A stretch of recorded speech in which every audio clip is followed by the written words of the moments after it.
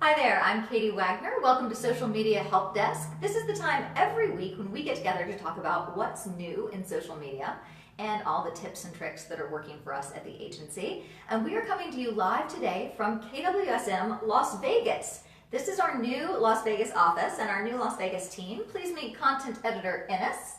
Nice to meet you guys. Hello, and content editor Amanda. Howdy.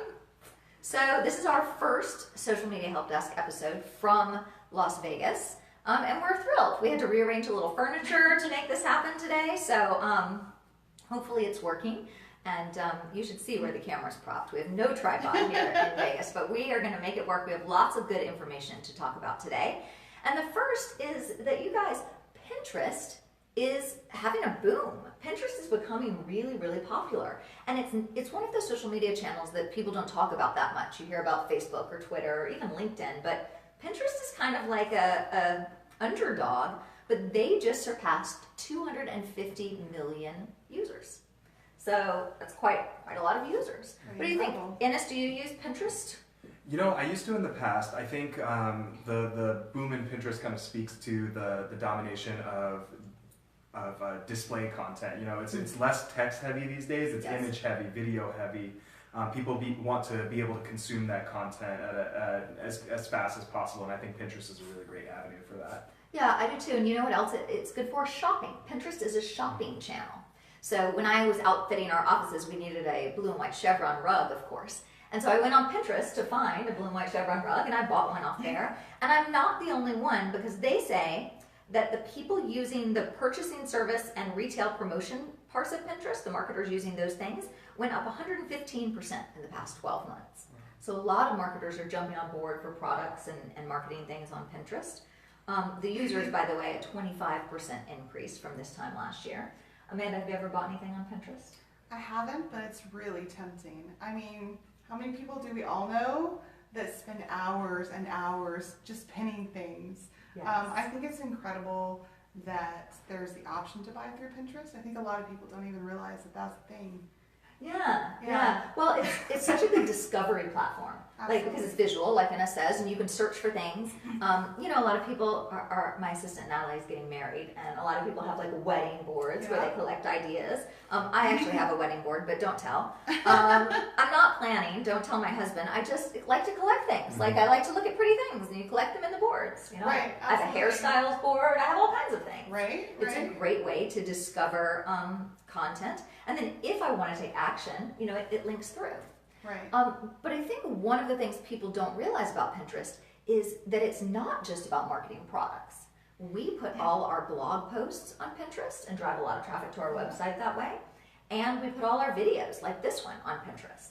And it really drives a lot of views because it allows people to take the next step and click back to our website pretty easily. Absolutely, and I think it just speaks to that whole visual versus text piece, text aspect again. It's, you know, if you are looking for a blog on Google and you're searching, you may see a couple of keywords, a little meta description in there, but on Pinterest, it's really one click away and you have the whole article just popping out at you, and you just want to keep going. Yeah. Well, it works great. I mean, it drives a lot of traffic. So if you guys don't put your blogs on Pinterest, time to get started. 250 million viewers there that could be seeing your content on a daily basis. And speaking of content on social media, Twitter is taking steps into unveiling new types of content. Twitter has typically been a text-based platform, right? A little sentence, little link, right? Drives a lot of traffic, but they want to get more into video. And so Twitter is making this big push to get more video shared on the platform, and they've actually inked a deal with a lot of TV stations, a lot of television stations, to have exclusive content that goes on Twitter. So they've got major entities like Sony Music, Fox Sports Asia, and Vice. Do you know about the Vice channel? Yes. Yeah, you're a guy. That's kind of a guy channel, right? I don't watch a lot of Vice, but those stations have teamed up with Twitter to give them tons of video for live streaming and posting on Twitter.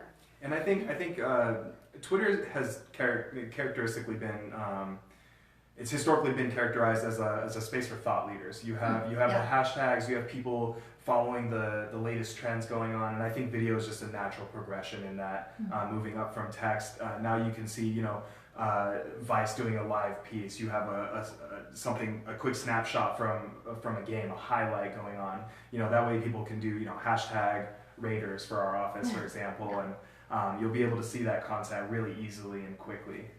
Yeah, and I think Twitter's always been great because it's real time, right? You notice things immediately happening there, and it's great at driving traffic. I love it for driving traffic back to our website or our blog or our other content.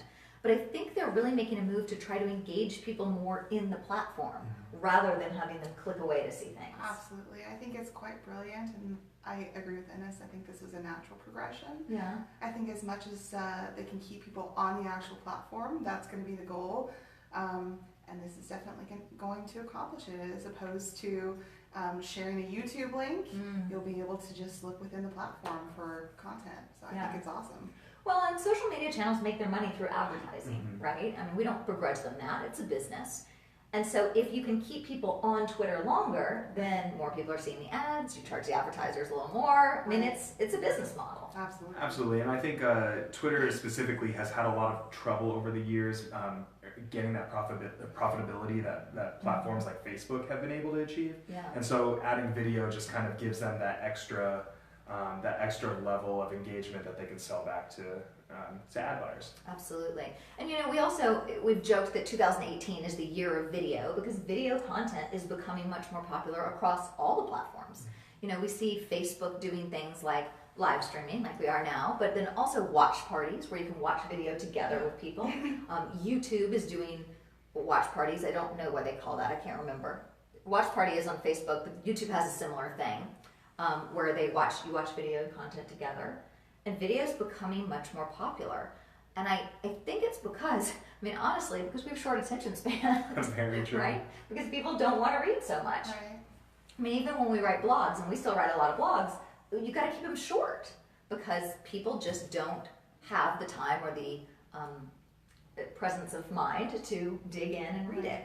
Right. And I know, Ines, you've been thinking a lot about this recently, and you have coined a term that we use around here at the office. You call it snackable content. Tell me what snackable content is. Absolutely. So whether you're using something like an Instagram or a Facebook or Twitter, or what your KPIs are, cost per click, if you're looking for impressions, it really boils down to consumption. You want users to be able to see your content because you're targeting well, but you also want them to find it useful enough to consume quickly. It's important to think about social media kind of like a drive-through. If you're sitting in a drive-through for 20 minutes, you're gonna be a little annoyed. Yeah. You're gonna go somewhere else. And it's the same thing with your content. You want people to be able to have just that quick snack, that quick get to the point, give them exactly what they want, and once they see that value, they'll start coming back, and the algorithm will start serving more of your content to them as well. Is snackable content about instant gratification? To a point, I think you can also lead them on a little bit in the sense that hey, here's a piece of, we have clients where they're in the realm of accounting, and we can't talk about a super complicated subject all in one Facebook post, but we can say, hey, here's a quick tip about Bitcoin. Here's what sets it apart. And if you want, click back to our site, read our blog. It's a real nice way to start fostering engagement on other parts of your website. So it's kind of a tease, but I think it's important to remember that you also have to give value in that content. Absolutely. One of my biggest pet peeves is when you go on a Facebook page, let's say, and they go, hey, check out our latest blog, and then there's the link. What if I don't have time? First of all, there's no incentive for me to click the link because I don't know anything about what I'm clicking. Secondly, what if I don't have time to click the link? Now I've got nothing from your post. There's no value in that for me at all. Well, it's like saying, here's the Happy Meal, but I won't tell you what's inside of it. Right. Surprise bag. Exactly. Yeah. And nobody wants a surprise bag in a drive-through, Especially not at McDonald's. No. But yeah, I think it's just really important to be able to, I think the analogy I used was, if I'm sitting at breakfast and I'm trying to gather my thoughts and I'm going through my whole day, I don't want a buffet of food in front of me. I want to have my bagel. And I want to sit there and be able to eat my bagel, get the food that I need, the nutrition that I need, but still be able to go about my day.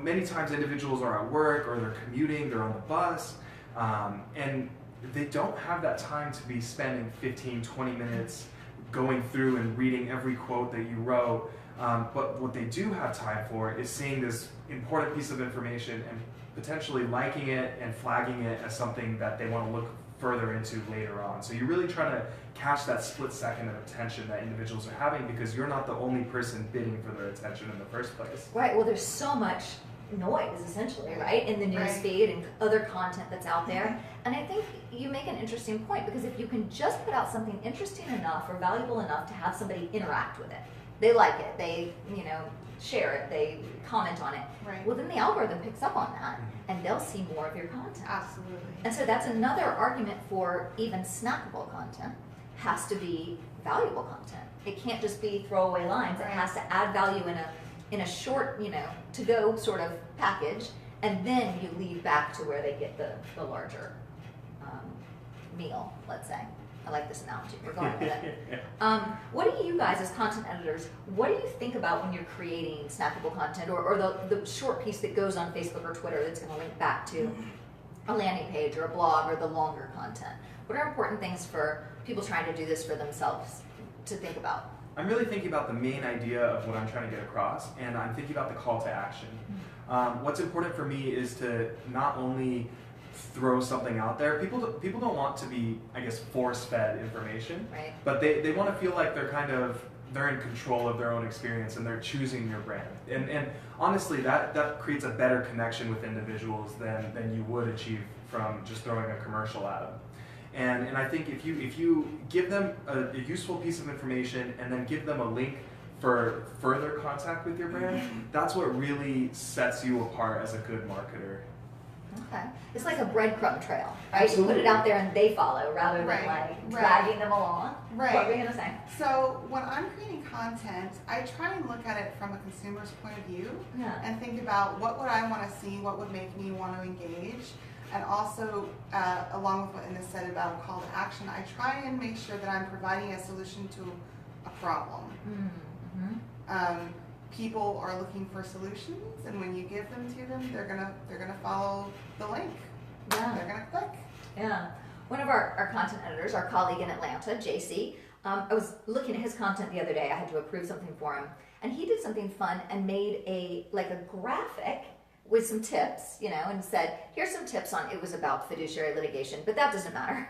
It was about estates and trusts. And so it said, here's some tips for estate planning, but then it said, if you want more information, click here. So he combined like a graphic that could be a post by itself with the link to get more information. I love it. So the graphic's snackable and the link is more ubiquity. Absolutely. And I think even moving into like the blogging realm, you don't want 10-page blogs out there. You want content that's, maybe 350 to 500 pages, maybe up to that words, maybe up to that 700 word mark, but even that is pushing the threshold a little bit. It's important to, even at the bottom of those, if you look at our KWSM blog, we'll always have 1 or 2 calls to action on the bottom. Hey, here are some suggestions from the blog. Here's a couple links that you might also find valuable. And that just gives people somewhere else to go, so that's not the last touch point with your brand, but it gives them an opportunity to engage with you further, which is really important. Absolutely. Yeah, absolutely. So as we talk about creating content, there are a lot of goals our content can serve, right? A lot of things it can do for us.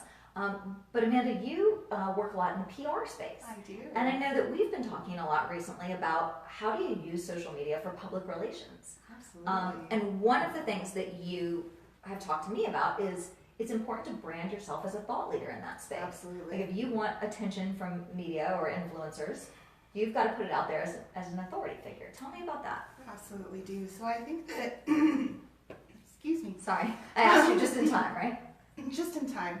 I think that it's really important to not just engage with others on social media, but to be engaging and to make sure that you're branding yourself as that expert. Now, I think that there's a lot of confusion about how to go about doing that. Yeah. I think that in terms of reaching out to media, business owners often don't quite know what the protocol is or how to reach out with a story idea. It's important to know the difference between what is a story, something that a journalist would be interested in, and what is something that should just go on your blog as an announcement. Shameless self-promotion. Right.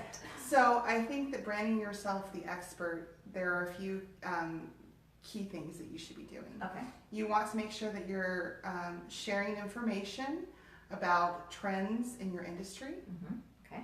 You want to make sure that you're reaching out to journalists with appropriate story ideas and potential content that they could use, because Sure, we're going to come back to that because I want to hear more about that. journalists are always looking for stories. I can attest to that. Yes.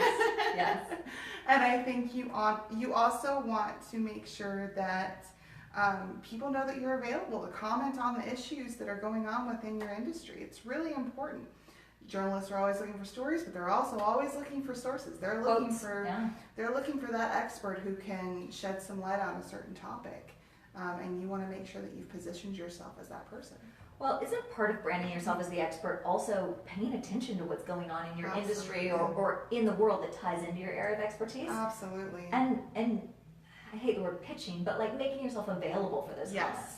So let's say there's something controversial going on in your industry. One of the best ways is to write a blog about that yourself, giving your thoughts on it, right? Absolutely. Put your opinion out there, let them find it and say, oh, I need this person to comment on my story. Yes, that's definitely a great strategy. I think another great strategy, as I mentioned a little while ago, is keeping on top of the trends that are going on in your industry, and being able to take that and use it, well, maybe use it is the wrong term.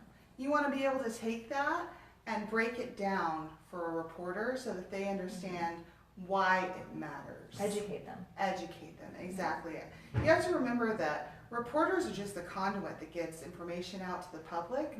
That's why they need experts. They need somebody that's going to say, this is what's happening, this is why it matters, this is why you should care. And that's the expert's role. It's kind of like we're writing the tweets and they're retweeting it, kind of thing. Absolutely. That is kind of what it's like. Absolutely. Yeah. And these days, quite literally, that's what's happening. So many journalists use social media. Absolutely. Okay, so you're branding yourself as an expert. You're putting out really valuable expert content. Let's say there's something that I want to talk about and I want media attention. How do I know if this is a story? Like, is somebody going to care about this or not? Right. So I think that the key to understanding a story versus news that should go on your blog, Company news. company news, Yeah. internal news. I think the key is to try and look at it, number one, from an outside perspective. So if you have somebody that you do business with, for example, and they have an announcement, would you care that they have a new board member? Is that interesting to you? Maybe if you Depends work on in who a it business is. niche, but it's more likely going to be something that's mentioned sort of as like an offhand kind of, here's an interesting tidbit. That's not really what I would call a news story. Okay.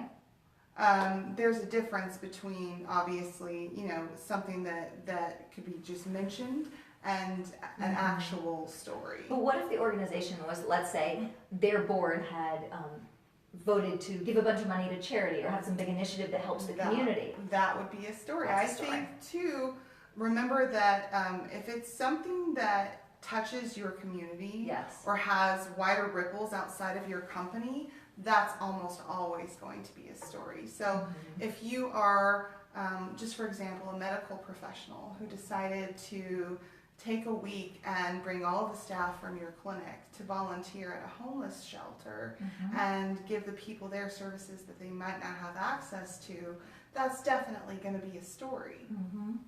Absolutely. I do think that the good rule of thumb, as a former journalist myself, the good rule of thumb is sort of, does what you're telling me affect more people than just you? Absolutely. Right? Does it have some kind of wider reach? Absolutely. And I think that's a good litmus test. But it doesn't have to. We've given a couple examples about like doing good, charity work or whatever. It doesn't necessarily have to be that, because I'm thinking about a meeting we had a couple of days ago with a new client that's in the healthcare field. He's a doctor, family doctor, and he happens to have a really a big interest in adult ADHD. And he says that there's a bunch of people who have adult ADHD who aren't getting diagnosed, and their lives are really hard because there's something that could be treated and they could get help for it, but they don't know anything's wrong, right? And so he's started doing, branding himself as a thought leader, the expertise of being somebody who understands the disease. Is ADHD a disease? The probably not. I think it is. Condition. Condition. Yeah, the Condition. condition. Okay, that's better. So understands the condition, knows how to spot it, and knows, some techniques for helping people deal with that, I think that is an excellent example. Oh, thank you. I think another great example of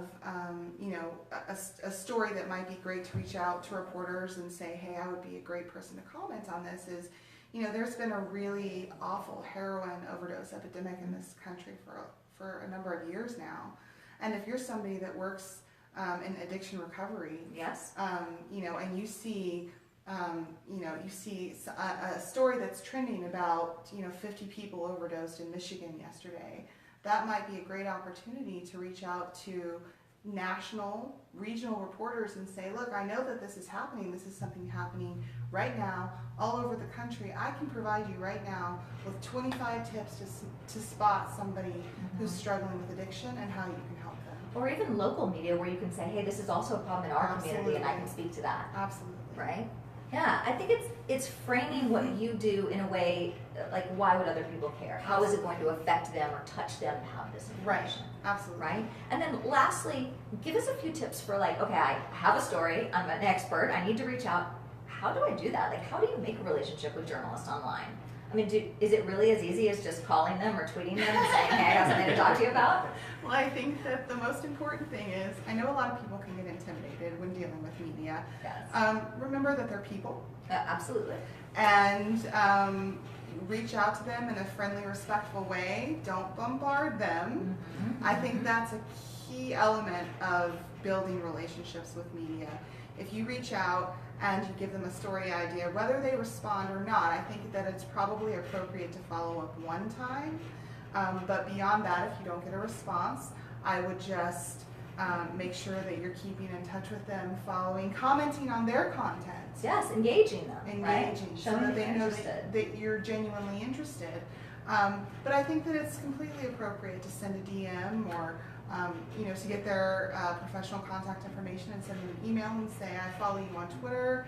I loved the stories you did on XYZ. Yeah. I have a really great story idea I thought you might be interested in. And I think it's important that you kind of highlighted that, the importance of taking those opportunities to build your personal rapport with that reporter. Mm-hmm. Because I think if I came out of nowhere and I'm sending a tweet to a reporter, but I have no content on my Twitter channel, like, Right, who are you? Yeah, who are you? But if they go and they see that, wow, like, here's all that snackable content, they're looking and they're quickly consuming and they're realizing, wow, this really is a thought leader, you're automatically pushed to the top of that list of sources. Absolutely. Because as a journalist, and Amanda and I have both been journalists, the first thing you do is check them out for credibility, right? Like, okay, that's a good story, but is this really somebody I want to talk to? Right. Sometimes, okay, don't judge. Sometimes somebody has pitched a story, and I've gone, oh, this is a great idea, but I don't want to talk to this person because they've got nothing out there. Right. So I'll call somebody else to talk about Yeah, it happens. Right? It I mean, happens. you got to get the story. And I think another thing to get over the intimidation factor is remember that you are actually helping journalists. Yeah. Like, those people's job is to get stories all day long and have enough stuff to talk about. Yeah. So if you have something that's really valuable and worthwhile, don't be afraid to pitch it because you're actually making their lives easier. Absolutely. And I think that it's also really interesting and helpful to remember that once you build those relationships, you may find yourself in a situation where journalists are now coming to you. You don't have to go to them. Right. They have a They story remember. that is in your vein of expertise, and they're automatically going to think, oh, I'm going to call Ennis because he's a social media and advertising We need to expert." talk about snackable content. Let's call this guy. Absolutely. No, that's true. And so a lot of this has to do with the outreach, and what kind of ripple effect does your story have in the community. And it's funny because one of the things, our last thing to talk about today is about Facebook. And one of the things that they've been really great about lately is trying to make a bigger impact in the community. It's not just about a social media channel and, we go in there and they sell us ads and that sort of thing. But I think they have this element of social responsibility that's really coming into its own lately. And so they have launched an anti-cyberbullying campaign, Facebook, and they say that they're going to host events in all 50 states to be like anti-cyberbullying events. And I think this is really special. They've joined forces with the National PTA, Parent Teacher Association, to talk about bullying and to do these 200 events they're going to have in 50 states, 200 community events talking about bullying. And we've talked around the office about bullying has always been a thing, right? When we were kids, you got bullied. but it is a different thing these days with the advent of social media and digital content online. Like you were saying that that it follows you now. You know, you can't get away as easily. You know, as the mother of a 12-year-old girl, Yeah. I have a lot of experience with this. I can tell you that it's been a lot better this year. My daughter's in 7th grade, but 6th grade was a nightmare. And my daughter isn't even somebody that was targeted that often. She just had incidents here and there where people would post things about her online. She would get mysterious messages from people, other kids who are going to their school. Yeah. But it makes it easy for bullies to hide. And when I was in junior high, if I got bullied at school, it was awful, but I could go home and I could escape.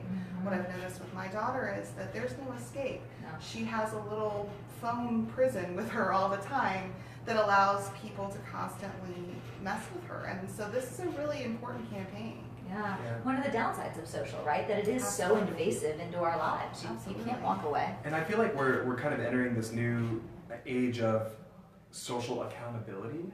Before, people would kind of post whatever their thoughts were on social media and have zero repercussions, but we're starting to see more and more court cases bring social into the evidence room. Yes. And so this whole cyberbullying thing is all, yes, it's to protect your kids, but it's also this concept of, hey, the things that I'm putting out on the internet, people are starting to take them as seriously as if I'm saying it in person. And if I'm ready to type something on that keyboard, I need to be ready for the implications that to back it up. Exactly. Absolutely. Well, we have a lot of attorney clients, and they're taking social media posts and using it as evidence, right? Yeah. I mean, and I think that's good. I think we talked about the bad side of social media, but I think that's the good side of the bad side, is that there is that accountability now, and people are starting to realize that what you put out online, you do have to own. It will be traced back to you, and hopefully this will help. That they'll teach kids how to